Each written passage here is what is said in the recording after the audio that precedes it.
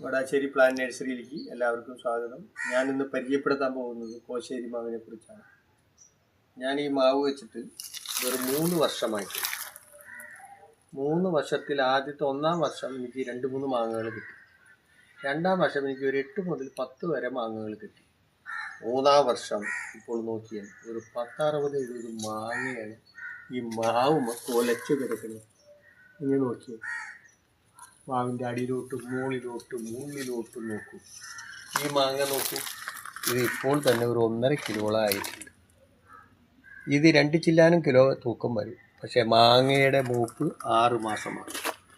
അപ്പോൾ നമ്മളൊരു മാങ്ങ ഉണ്ടായി 1 മാസം 2 മാസം ആവാറാകുമ്പോൾ, ഒരുവിധം വലിപ്പം ആവാറാകുമ്പോൾ നമ്മളിതിലൊരു കവറിനകത്താക്കുന്നു. അപ്പോൾ നമുക്ക് ഈച്ചയുടെ ശല്യവും മറ്റുള്ള കാര്യങ്ങളും ഉണ്ടാവില്ല. 6 മാസം, ഒരു 5 മുതൽ 6 മാസം ആവാറാകുമ്പോഴേക്കും മാങ്ങ ഏകദേശം ചാര കളർ പോലെ പുറത്തു വരികയും നല്ലതായി. വീട്ടിൽ 5-10 ആൾക്കാർ വീട്ടിൽ വന്നു കഴിഞ്ഞാൽ ഒരു മാങ്ങ മുറിച്ച് വെച്ചാൽ മതി. എല്ലാവർക്കും സുഭിക്ഷമായി കഴിക്കാം. ഇതായി പറയാൻ പോകുന്നത് ഈ മാവിന് കൊടുക്കുന്ന വളങ്ങളെക്കുറിച്ചാണ്.